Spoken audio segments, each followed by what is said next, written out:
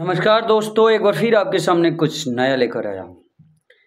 अगर आप प्रकृति के प्रशंसक हैं तो मेरे ख्याल से आपके लिए बहुत बेहतर होगा कि मैं आपको ये प्रकृति से रिलेटेड कुछ बातें बताने वाला हूँ। और ख़ास तौर से मुझे ऐसा नहीं लगता है कि दुनिया में कोई ऐसे व्यक्ति होगा जो प्रकृति से ना प्यार करता होगा, क्योंकि जिसने खुद प्रकृति बनाई, अगर उसी से उसका प्यार उठ जाए, उसी से उसे प्यार ना हो, तो ये तो अच्छा नहीं है। ऐसे तो असंख्य लोगों ने प्रकृति पे लिखा, लेकिन मैं हिंदी इंग्लिश दोनों भाषाओं में बहुत सारी ऐसी चीज़ें पढ़ा कि ताकि क्या है, कैसी चीज़ें लिखी गई है। लेकिन जो चीज़ मुझे हिंदी में लगी प्रकृति पे, वो चीज़ ना मुझे इंग्लिश में ना लगी, क्योंकि हिंदी अपनी मातृभाषा है। और इस भाषा में जब हम किसी चीज़ को दिल से पढ़ते हैं ना, तो वो बहुत ही गहराई तक जाता है। और अंग्रेजी में बहुत सारे कुछ लिखे गए हैं, लेकिन ये हिंदी तो हमारी अपनी मातृभाषा है दोस्त। तो मैं आपको ये सिफारिश करूंगा कि आप भी अगर प्रकृति के पुजारी हैं तो आप प्रकृति से रिलेटेड जरूर पढ़ें। ऐसे असंख्य हजारों लोगों ने प्रकृति पे लिखा है, तो आज उन हजारों लाखों कविताओं में से दो चुनिंदे कविताएं आपके सामने पेश करने वाला हूं।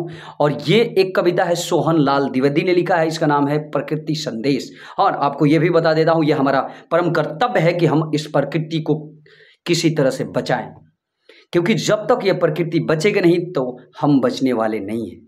इसलिए दोस्त, इस प्रकृति को बचाना हमारा परम कर्तव्य है। हमें जितना हो सके कोशिश करना चाहिए कि इस प्रकृति का कोई हानि ना हो, क्योंकि ये नहीं तो हम नहीं, हम सब इसी से हैं।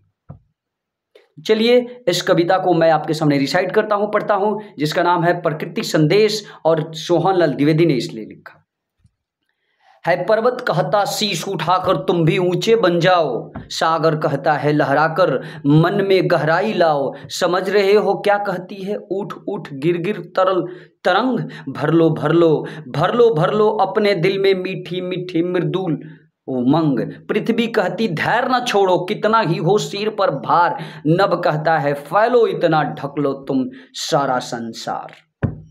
एक छोटी सी कविता हमें बहुत कुछ सिखाती है। और हाँ, मैं आपसे गुजारिश करता हूं कि आप इस तरह की कविताएं पढ़ते रहें। चलिए दूसरा कविता आपके सामने पेश करता हूं। दूसरा कविता है बसंत मनमाना। माखन लाल चतुर्वेदी ने इस कविता को लिखा। बहुत ही खूबसूरत ये छोटी सी कविता है, और सिफारिश करूंगा कि इस तरह की कविताएं आप पढ़ते रहिए। इससे और भी अच्छी अच्छी कविताएं हैं हिंदी जगत में। हमारे हिंदी मातृभाषा, हमारी अपनी मातृभाषा में, हिंदी भाषा में हजारों लाखों लोगों ने ऐसे बहुत सुंदर कविता लिखा। तो आप कोशिश करके इन सारी चीज़ों को पढ़िए। हाँ, एक बात यह है, कविता पढ़ने से फायदा क्या है मैं आपको अंत में बताऊंगा। चलिए कविता पहले आप सुन लीजिए। है चादर सी ओढ़ कर ये छाए तुम कहाँ चले यात्री, पथ तो है बाएं। धूल पड़ गई है पत्तों पर डालो लटकी किरणें, छोटे छोटे पौधों को चर रहे बाग में हिरणे। दोनों हाथ बुढ़ापे के थर थर कांपे सब ओर, किंतु आंसुओं का होता है कितना पागल जोर।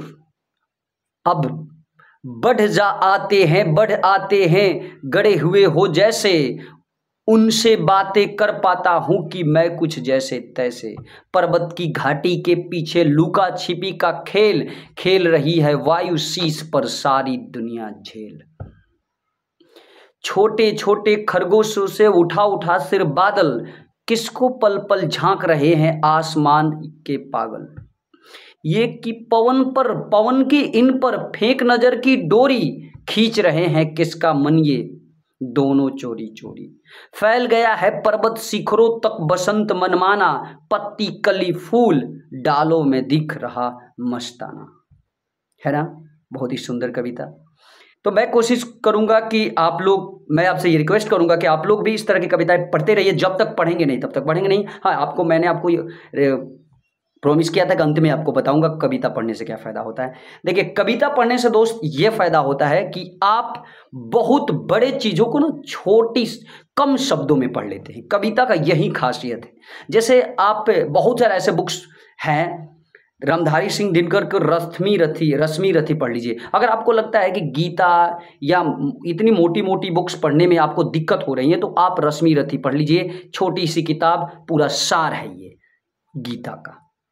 चलिए, तो बस आज के लिए इतना ही, मुझे दीजिए इजाजत। एक बार फिर आपके सामने कुछ नया लेकर पेश करूंगा। जय हिंद, जय भारत।